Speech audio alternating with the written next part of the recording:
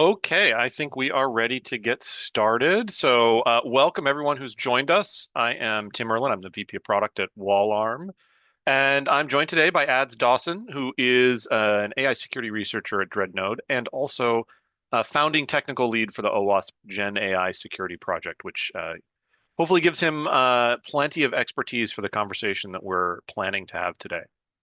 So I'm sure everyone could, read the title of the webinar before you decided to join us. So, we're here to talk about the intersection of AI and your web application firewall, and the gap that that intersection creates, if you want to think about it that way. So, Ads, thank you for joining us. Welcome. Happy to have you here.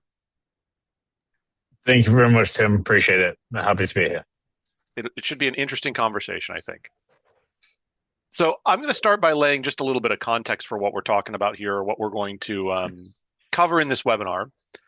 So we're going to anchor the webinar really around three real attacks that occurred. We're going to use those as examples to talk about some of the OWASP categories that are relevant to those attacks, and to, I think, sort of uncover some of the structural gaps, or the structural gap around the security control that we all know and love as a web application firewall, or WAF, and the growing AI threat landscape that we see in the environment. So that's sort of what we're going to focus on, and we'll sort of proceed that in that direction. I would encourage you, if you have questions, to put them into the Q&A in Zoom as we go, and we will try and address those in a Q&A section at the end, assuming that we find ourselves with time for those questions. So feel free to add questions as we go, and we'll take a look at them when we can. Also, if we are recording this, so a recording of the slides and a recording will be available as well. Everybody always asks that question, so if that's your question, you don't have to ask it now as well. So to start off and set some context, I want to give you an example of something that's already happened, right? This is kind of the stage into which we're entering. If you can imagine that someone receives an email and that they have Copilot read it, as an example. And then Copilot says, great, I've read this email. I'm going to go invoke some tools to take care of what the email asks me to do, ultimately ending up in the user clicking a link where sensitive data is exposed. This is a real thing that happened, and it's an example that we're going to dive into deeper. But what we want to point out here is that as we look at the security controls that most organizations have in place and where a WAF fits, what the WAF saw here was maybe a user clicking a link, maybe, depending on where your WAF is deployed. So there's a lot that has happened in this sort of attack scenario that a WAF isn't going to see, and we want to dig into that kind of those kinds of examples and take them apart a little bit. The argument here, or the thesis that I think at least I'm coming to the table with, we'll see if Ads agrees, is that traditional signature-based protection is essentially a category mismatch for what we're seeing in AI traffic.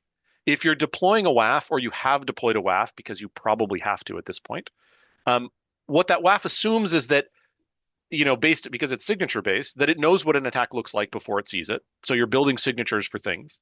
That malicious traffic has identifiable patterns in the request itself, and that those inputs come from sources you can actually inspect on the wire. And those are the things that we're going to examine as assumptions, and find that, what AI traffic delivers in this case is that, attacks are not syntax, they're semantics. Exploits are increasingly plain language as opposed to code. And that a lot of the traffic that happens with AI attacks, or these AI adjacent attacks, looks like normal application behavior, and that the ingress point for those inputs is not necessarily traffic that you can inspect on the wire the way a WAF might. So that's kind of setting the stage, I think, for the examples that we're going to get to. So we're going to talk about three documented cases, and they're all a little bit different. But the goal is to have a conversation about each of them and understand how they, these aren't. The goal here isn't to necessarily just talk about these individual cases, but to talk about how they're examples that are relevant for the broader threat landscape, and the security controls that organizations can and can't put in place today to help manage these types of attacks.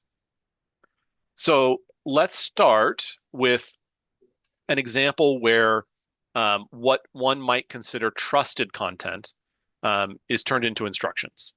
So you could think of this as a class of threat, which if you're paying attention to the sort of the AI security space now, you know, what the model treats as input, what the model treats as instructions is a key piece of how you might attack AI. So trusted content that becomes instructions is sort of a class there. And it matters because it really allows things like indirect prompt injection or prompt injection in general, which we could talk about in a little bit more depth as well. So the specific example here, actually, before I dive into the specific example, hey, Ads, do you want to give just a brief explanation of what prompt injection is or what it means for folks who maybe don't know? Yeah, absolutely. So, prompt injection, for me at least, because I know some people do have slightly different beliefs. So, Mm, for me at least, prompt injection is a way of describing sending natural language as an input to hmm a machine learning system or large language model, for example, and manipulating its behavior to accomplish an attacker goal, which is kind of derived from prompt engineering, which is more of a skill of how to efficiently, optimally prompt LMs, for Yeah, other normal user behavior tasks such as coding. yeah. And people hear the term prompt injection and direct and indirect prompt injection. Mm. Do you think that that distinction is particularly meaningful, or do you think it's kind of all the same thing? And No, yeah, yes, sorry. To summarize, direct prompt injection is where you're directly interfacing with the system. So let's say that's through an AI chat assistant prompt is like probably the most common now, or even like a terminal UI for hmm a TUI. Let's say, Claude Code, for example.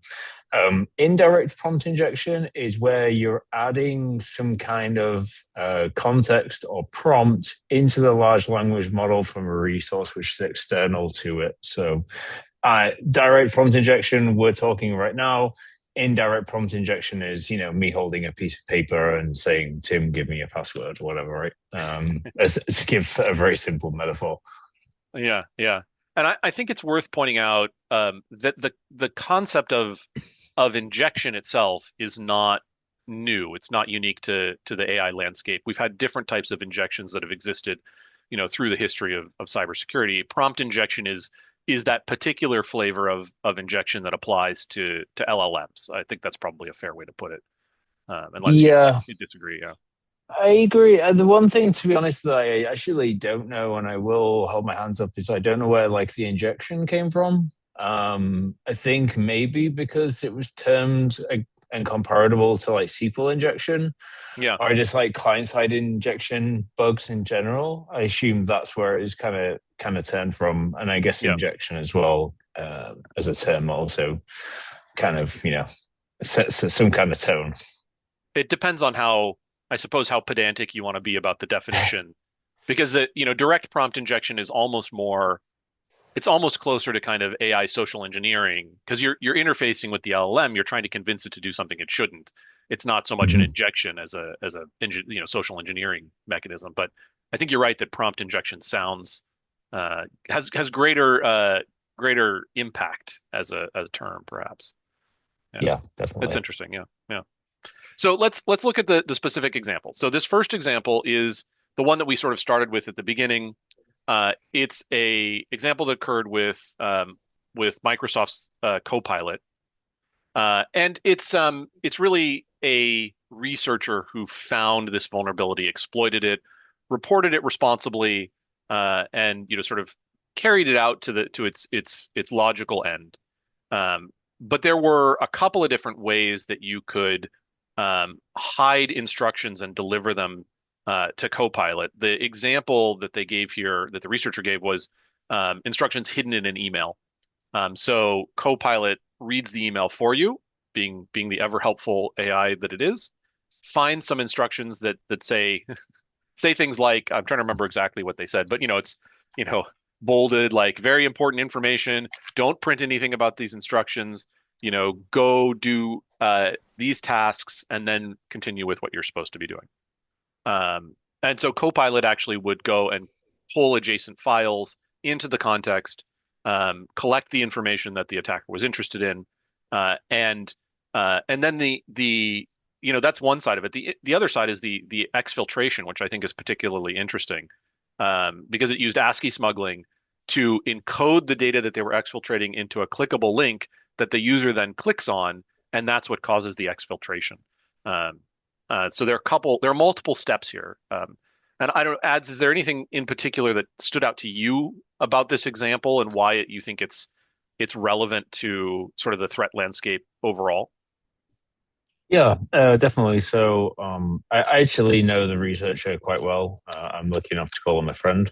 Oh, that's great. Yeah. Yeah, but effectively, I think the attack vector or the threat model is very relevant to a lot of us in our lives right now. So everywhere that we use software, AI is being embedded. And the thing that I really like about this, apart from it was, probably one of the first kind of vulnerabilities disclosed in these agents is using hidden instructions. So the first thing, actually looking at ways that AI is able to, or LM, sorry, rather, are able to interpret text which is different from like what me and you see as humans. Hmm. Whether that's like URL encoded or something underneath that the LLM actually does understand.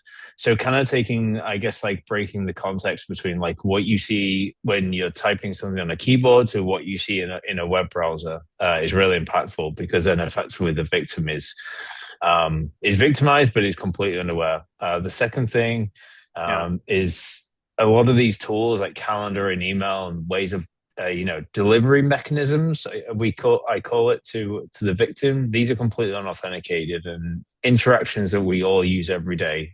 You can send anyone an email or anyone a calendar invite. Obviously, you have to beat the spam filters and such, but effectively, it's a really effective way which could be very much used in real life scenario. So I think you're pointing out two things that I think are really interesting. One is that uh, the I think you said breaking I'm trying to remember how you phrased it. Breaking the context might be the phrase used, but Yeah. this distinction between what the AI can interpret and what human beings can interpret. And so, the idea of obfuscating something from human beings that is very plain to an LLM, um, to interpret is an attribute of the types of attacks I think that we're going to continue seeing. There's a lot of surface there for researchers and attackers to explore, I think is the way that I would put it. And I thought that that's super interesting to consider. Um, I thought it was so interesting that I've forgotten the second thing you said that I thought was interesting. So I'll probably About come back to the it. no, you good about the unauthenticated. So Oh yeah. looking at the attack vector and thinking And realistically what could make a real life scenario. not so much the unauthenticated piece of it, which I think is important, but that the as LLMs and the associated sort of AI applications and agents around them become more connected to the work that we sort of do every day, that the inputs that are present or available to them increase as well. So, the more, just as like the more APIs that my AI agents connect to, the more data they're pulling in from other sources that they inherently might trust or that provide an avenue for providing for delivering hidden instructions essentially. Uh, and so that's another sort of expanding attack surface that's relevant. Yeah. So I think one question I'd like to ask is, from your experience, because this is an example, this is a researcher kind of driven example, how often do you think that these types of vulnerabilities are being exploited in reality? Is this something that we're at the tip of the iceberg of in terms of attackers leveraging them, or that is mainstream and we're just not seeing the full picture? Mm. So I certainly think they're definitely relevant. I don't know of any like personal circumstances where this is occurring. Mm. But I know the researcher in this case was to demonstrate I guess to demonstrate the vulnerability in the write up, he's clearly able to show the security control failures, which I think Oh, is definitely. the important piece. Um, whether that's like, realistic for a nation state APT or something, thinking at like a very kind of high level, then theoretically, yeah, I do see, like people are phished every day, people are spam emailed. I think it's only going to take a matter of time until this is kind of a common threat that you protect yourself against as you just do the same thing with spam emails. Yeah. I think it's only a matter of time. Don't forget that a lot of the world still don't even have access to AI or are yet to kind of embrace it. So, as technology transition, as humans kind of become, more reliant on AI systems and the Yeah. scaling increases, then ultimately, yeah, I think this is going to be something, it's like, oh my God, I got like another one today trying to steal like my bank password or something, right? Like he's Yeah. trying to talk to my codex or whatever. Well, it's a as is often the case with, cybersecurity and technology, it's a pattern that we see repeating where, I mean, you could draw the intersecting diagram where the adoption of the technology reaches a point at which the attack surface is large enough for attackers to really pay attention to it. There's benefit there for them to pay attention to it. And then it becomes sort of the arms race of defenders trying to increase the cost for attackers to the point that it's not worth doing, and Mhm. attackers finding ways to decrease that cost. And so, we'll see, as you say, we'll see that pattern here as AI adoption continues to grow as it becomes mainstream. Um, Yeah. definitely. Yeah. I think as well, for sorry, just to add, Yeah, I please. guess the reason why I don't think it's as common right now as well is that it does take quite a fairly sophisticated individual to actually do this. Mm, So realistically, this is not something that someone who is maybe semi-technical savvy could accomplish, which is maybe why we're also not seeing it in the wild too much as well. So from like an attacker perspective, it has to be really worthwhile in a yeah. way to try and word it, which Well, and again is going to be like a high value target. yeah, it's fairly targeted. Although interestingly, I was just thinking that this is an attack that requires multiple steps, but actually, um, while I depicted it as a chain of things, it's really one step for the attacker. It's just the the input with hidden instructions that Yeah. causes the other things to happen, and then the user has to click. It's really Yeah. one. It's simpler than it looks actually in that sense. 100%. Like realistically, from a real life scenario, this would be from an attacker's perspective the exact same way as using AI to create a phishing email, Yeah, mass spam multiple people, and just wait for a callback. yeah. You just have to have enough of those people using an appropriate LLM to process their email to make the target surface big enough. Yeah. Yeah, depending how sophisticated you are as an attacker, whether you're going to like dog food it on your own email spam to see if you can bypass that, to then see if you can then, kind of reproduce it. But I guess Yeah. there's also a few kind of road bumps there. Yeah. Interesting. Interesting. Okay. Well, let's take a look at the second example. So the first example was trusted content becoming, instructions. Um, the second example we're looking at here is really about unsanctioned outcomes. So, thinking more about the situation of having connected tools or plugins. We're going to look at plugins as an example, and what the potential, unintended outcomes of those situations could be. And so, we want to talk about sort of the example of Chat GPT plugins here. So this is actually an older example, but I think it still applies to the existing environment, where the ability to chain tools together, in this case, the Chat GPT plugins, results in an unintended outcome. So you can take a capability like Web Pilot, which is designed to fetch a web page as an example, and then chain it together with a tool like Zapier, which goes out and reads Gmail, and ultimately use that sequence of tools to generate to exfiltrate data essentially. That's kind of the high level example there. And So ads from your perspective, this type of example, this type of attack, how is it still relevant, or how does it fit into the sort of LLM AI threat landscape today? Yeah. Again, super relevant, but kind of alluding to what I mentioned before, about AI integrating into every man and his dog, so to speak, as Hmm. a service. Um, what I think is really relevant about this and makes it very distinct from the first one Yeah, is, I guess, especially as an API security individual, you're very much aware of like the trust boundaries and the threat models that differ between APIs. So, yeah, like in traditional API security, AOS top 10, I don't know if there's even an entry, but in unsafe consumption of like third party APIs, like this yep, that API is, yeah, does like, oh, this way, we do it this way, and it's implemented like incorrectly. This is effectively like the same problem, but it's taken from like a natural language perspective. So, like, you know, let's say like the Zapier plugin can render some kind of text, render some kind of language, but like the other API can't. And it finds a distinction between the two and effectively abuses that to create an attack chain. yeah, yeah.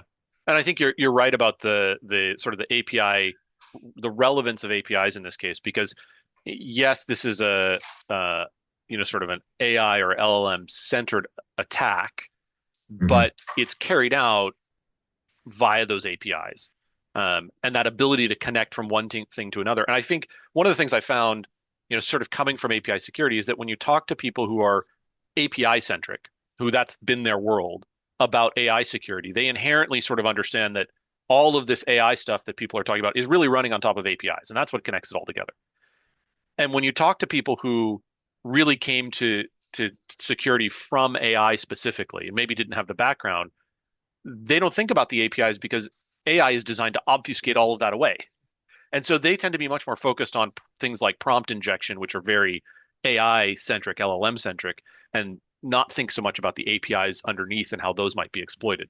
But it's all one big ball of threat in the end, or big Yeah, ball of risk, if you will. I think in the nicest way, a lot of people seem to lose their minds when it comes to plugins because effectively it's just an API wrapper. Yeah, Um, realistically. So yeah, it's always really nice when you can find a vulnerability or create an attack path where you can effectively abuse the threat model. And one actually really one really common one outside of this is actually things like Slack or where you have like different delegated permissions. yes, Permission matrices are like a real nightmare when it comes to things like this because one application has like a primitive admin role, whereas the other one has like, 12 different RBAC roles. And finding the distinction between that, it's like you can't safely consume an LLM to perfectly like map that distinction between each and keep it like secure, if that makes sense. yeah. Well, and to a certain extent, I mean, you throw into the mix. You can't talk about tools and connections without talking about MCP, somewhere in the mix. Mm-hmm. But the the way that I tend to think about it is that the LLM itself really only understands, can it or can't it do something. It doesn't actually understand the permissions involved, the authorization involved, or what those complexities might be. It just tries the tool and either succeeds or fails, and then generally goes to the second step of, are there other tools I could try to accomplish the same outcome, the same goal? Yes. Which creates a really interesting situation where you might have a tool, an attempt at tool use fail because it should, but the LLM tries a secondary route and succeeds at something it definitely shouldn't be able to do. Uh, and those are really interesting cases to drill into. And I think we're going to see more of those as well. Um, as we sort of move, as we see more adoption, more again back to the topic of more connection of LLMs and agents to the tools we use to get work done. If that makes sense. Yeah, very interesting. Okay. Anything else you want to say about that one, ads, before I move to the third one? Not really, to be honest. I think apart from like the obvious, to be honest, like realistically, one thing I guess we just haven't really like underlined is that these plugins are features, and features are something which are rapidly developed.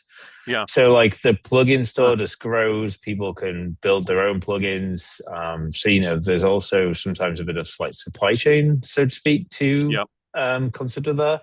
But ultimately, it just means as an attacker, the attack surface is much vaster because if you can't accomplish a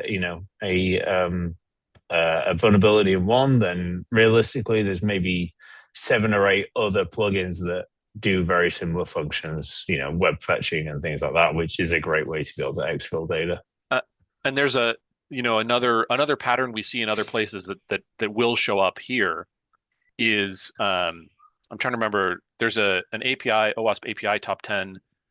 Uh, no, sorry, it's a business logic abuse top 10. And I can't remember exactly what it's called, but it's essentially access to deprecated functionality, right?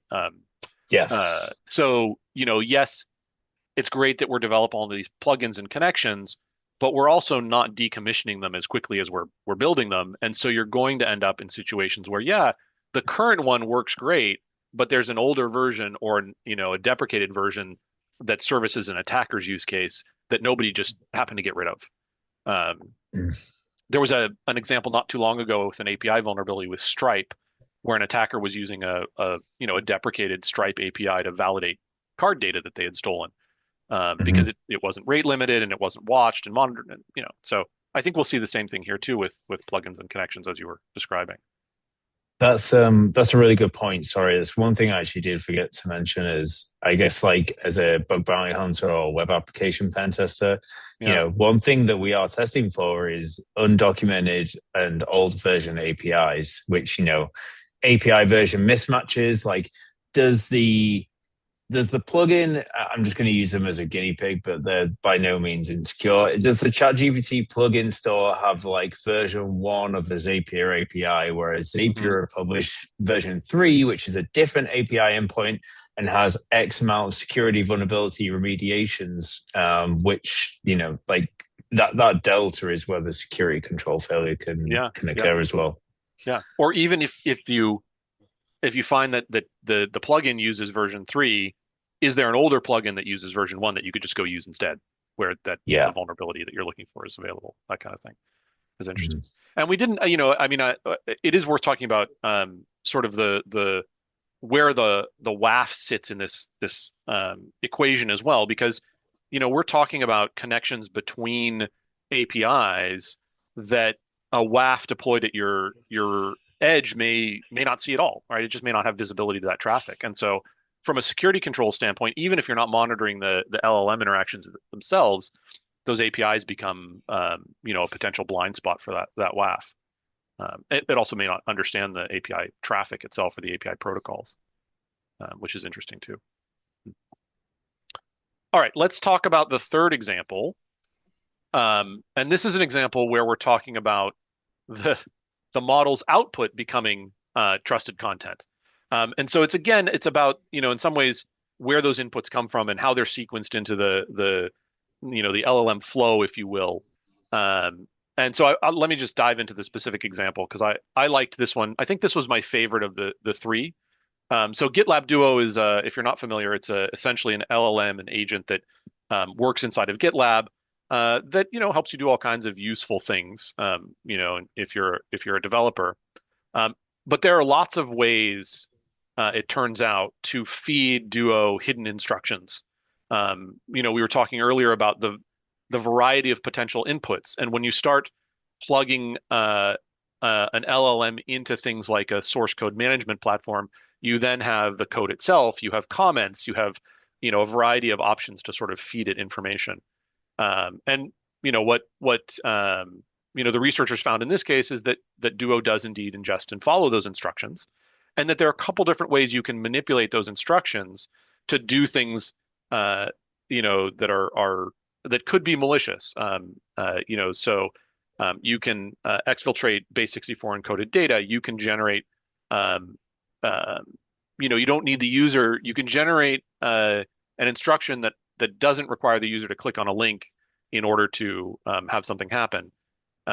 So there were a couple different ways that this was approached, and it was pretty interesting because it all occurs sort of inside that interaction between GitLab Duo, and sort of the GitLab resources itself. Um, so for you ads in this example, does this sit as a distinct example for you, or is it similar to the others? Sort of more of the same, if you will.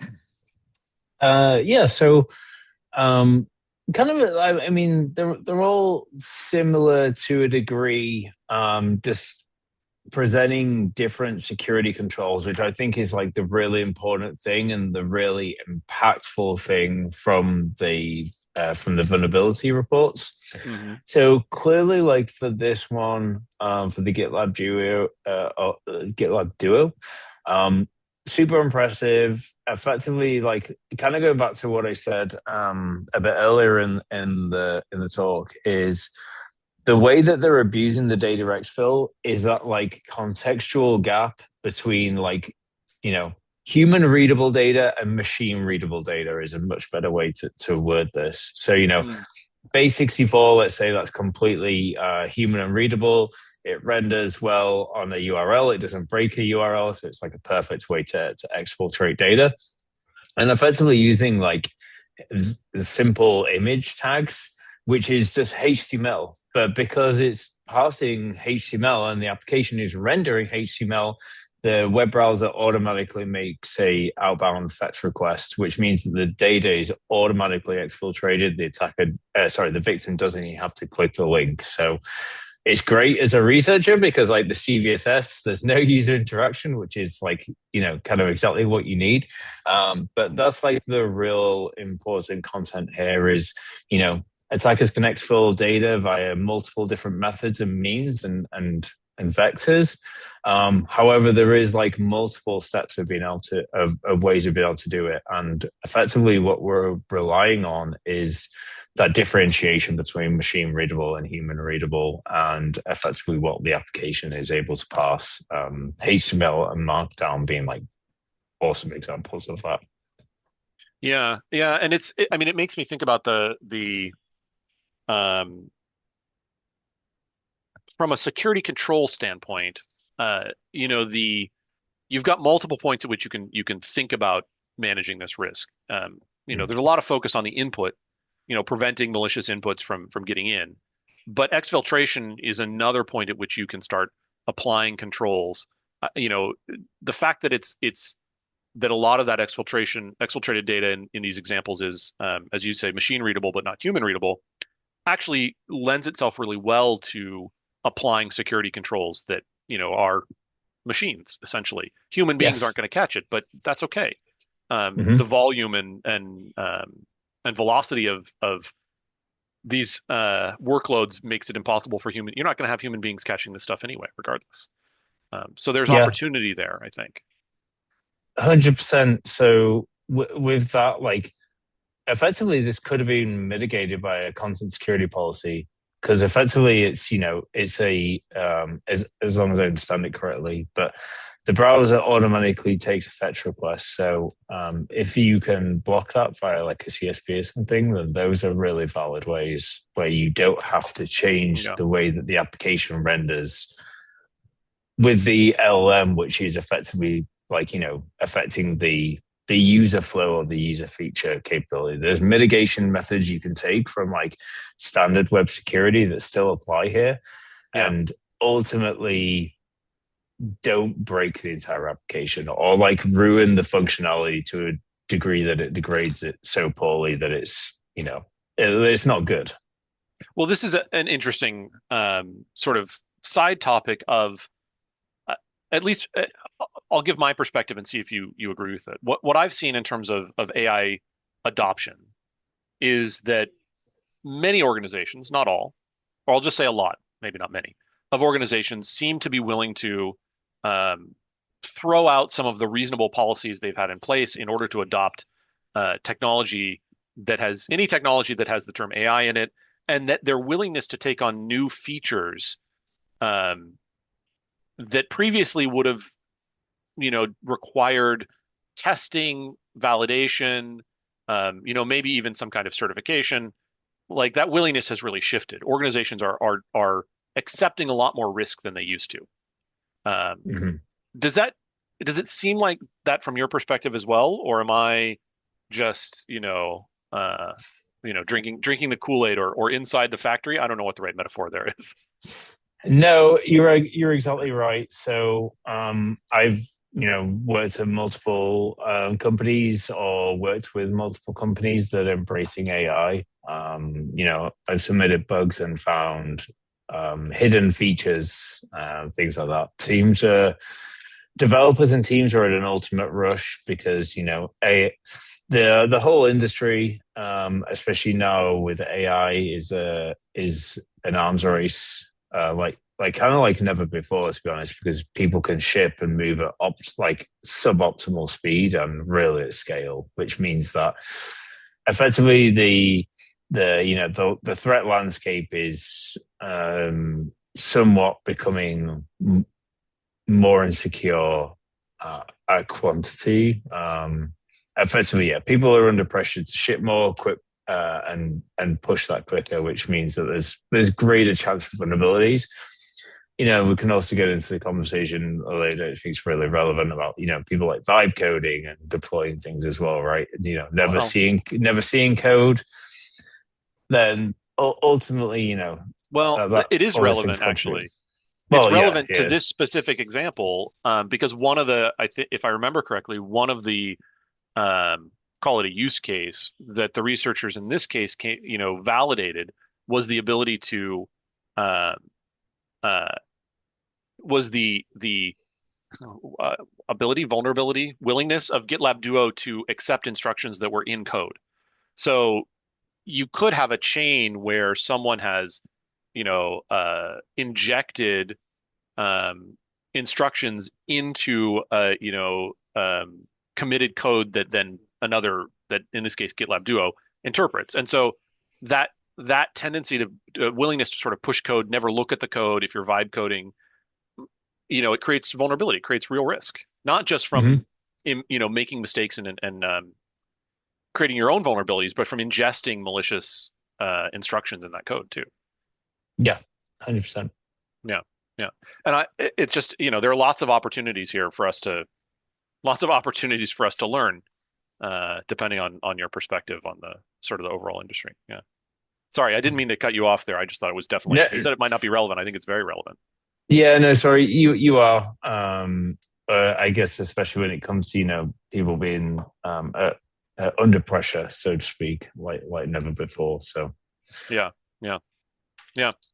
Well, so let's talk a little bit about sort of the what you can do about it, or what organizations should do about it. Because I think it's all fun and games to bring up problems and dissect exploits, but it's helpful if you can talk a little bit about what actually should be done. And I think there's a lot of emphasis that I see on the defense side of sort of behavioral detection, if you will. So identifying what does normal look like and looking for deviations from that. And I've got here sort of four dimensions of that. Sort of tool call sequences. What are you doing and what's the order of things of actions that are being taken. The prompt and response shape, which sort of fits into that prompt, identifying anomalies in terms of prompts and responses, um, identity behavior itself, which is an interesting one to examine. Are the identities, I won't say people, but the identities involved behaving normally or in a deviantly, if you will. And then egress destinations, which is interesting because that's not new in any way whatsoever. If you go back to, I mean, years and years ago, any kind of data exfiltration that goes to a destination that you're not expecting or you don't generally see, that's been a long time security control that probably applies here as well. mm. But it's maybe a little bit more challenging in the environment, in the architectural environment in which these tools exist now. So, ads from your perspective, are are these the right sort of categories in which to think about detection here, or are there things that are missing from this picture? Yeah, I think so to be honest, like I've always very much been a defense in depth kind of Hmm. person and security as layers, which I think is ever more important with AI. Yeah. Because effectively you've got a non-deterministic stochastic entity, which is able to act on behalf and is privileged to some sort of degree on behalf of the user and both the application owners.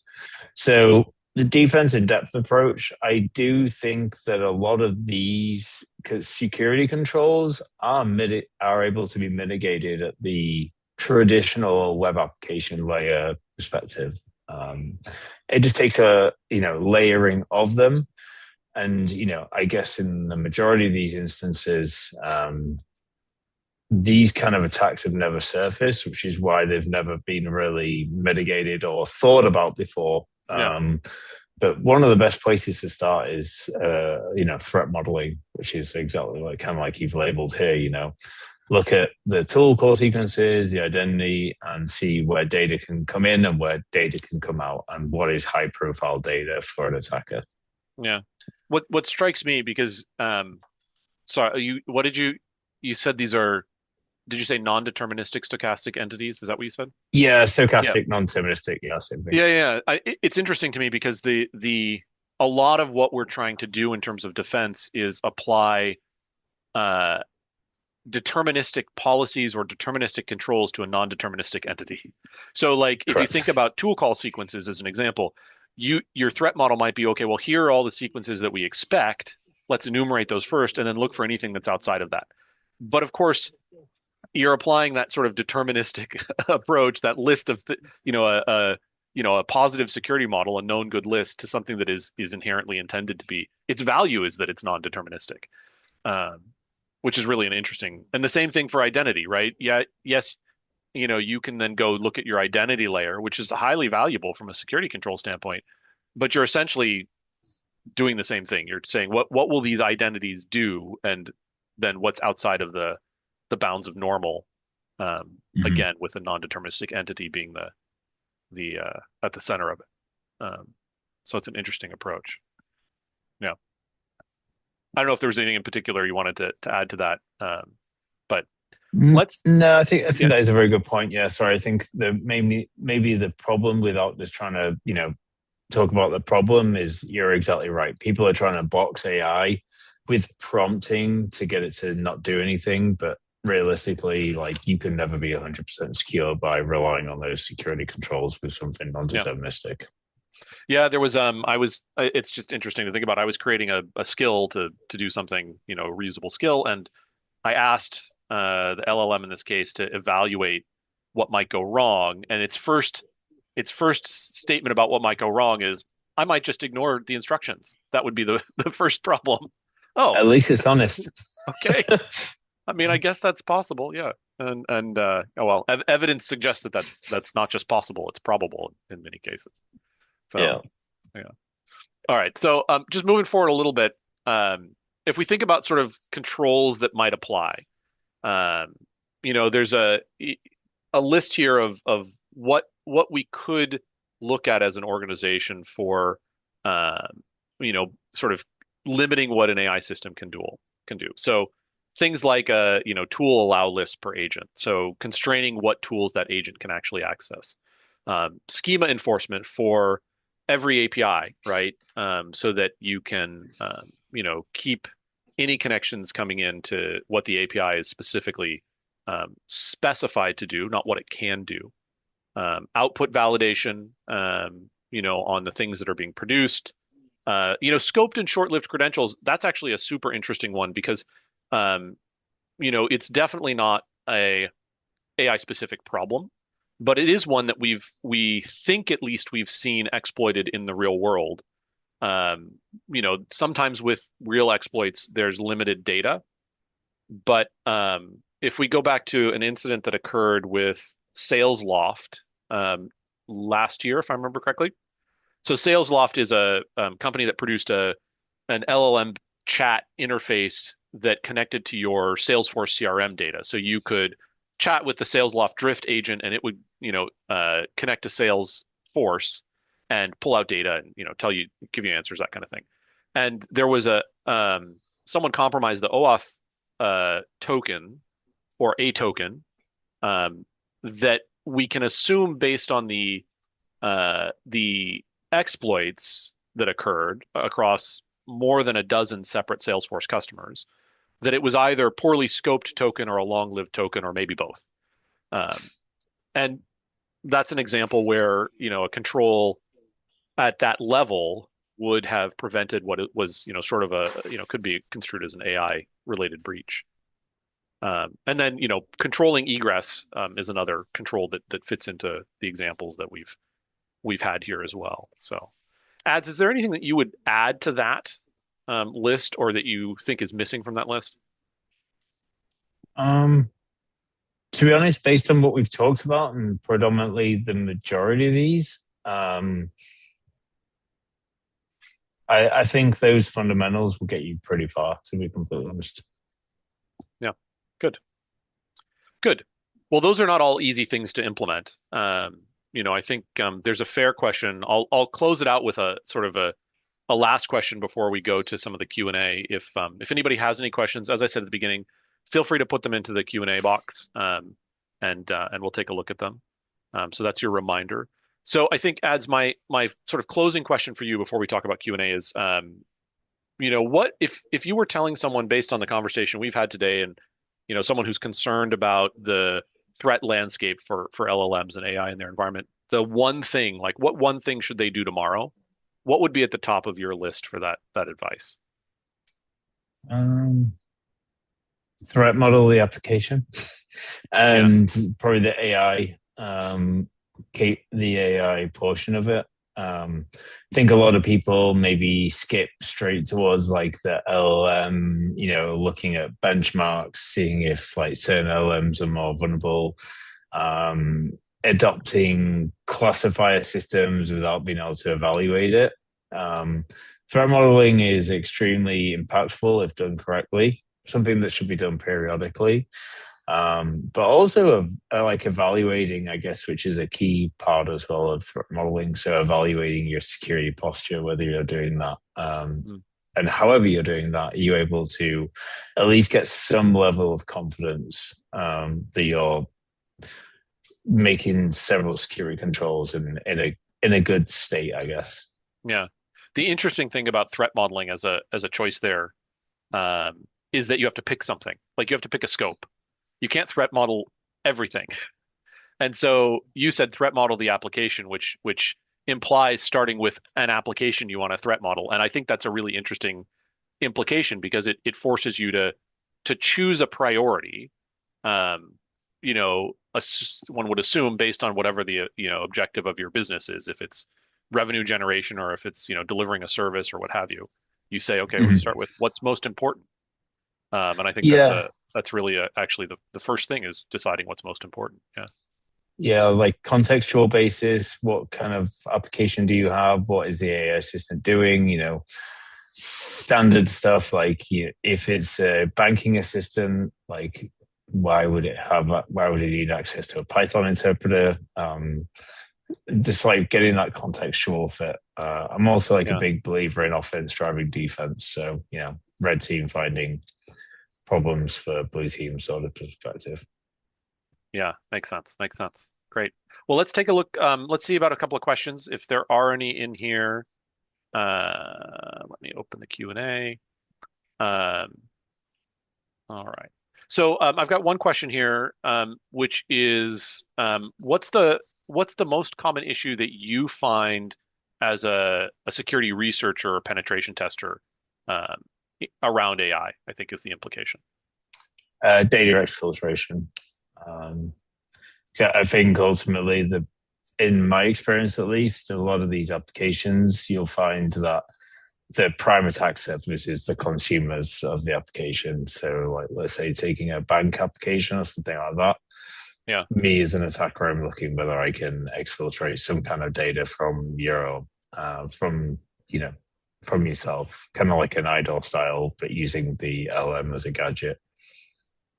So, well, I have two questions there as a follow-on. One, you just to clarify, you said an IDOR style in there. Um, can you explain for folks what IDOR is or BOLA? Oh, Whichever sorry, choose you want, sorry. whichever term you want to use. Sorry, yeah, insecure direct object reference, which is a classic web application vulnerability. One entity can view, read or write data for another entity. So, Yeah, classic example from Web Security Academy is, your user ID one, I'm two. Can I change the URL in my address bar to one and able to see your data?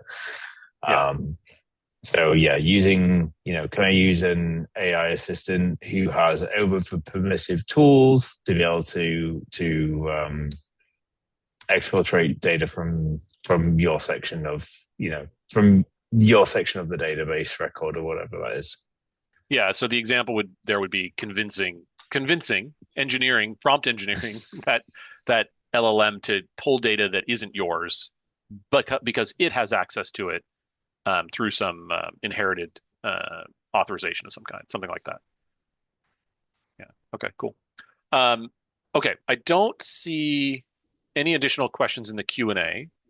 So with that, I'm going to say thank you to Ads. I appreciate that conversation. Super interesting. I Thank really you. want to thank you for joining us. I have one more slide to talk about, but I appreciate Ads joining us for the conversation, definitely. Cool. So Thank you, everyone. Appreciate your time. thanks. So last but not least, I just want to do a quick note on where WallArm fits into this conversation and where it doesn't. Obviously we're a vendor and our focus is API security. So our idea here, our thesis is that AI security really is API security. We talked about this during the webinar and focused on how the connections, every interaction you have with AI is API driven. Your connection to those LLM interfaces is an API. The tools they connect to over APIs. So that ability to secure those APIs is an inherent foundational requirement for AI security as well. And that's what WallArm does. We detect and block API attacks. We can detect and block prompt injection, and we can detect and block SQL injection and behavioral attacks as well. So if you'd like to find out more about that, you can certainly reach out to the WallArm website for more information. And with that, I will say thank you for joining us. I thought it was a really interesting conversation. I hope everybody else thought it was interesting as well. Really appreciate Ads joining us for that conversation. And we look forward to seeing you in the next webinar. Thank you.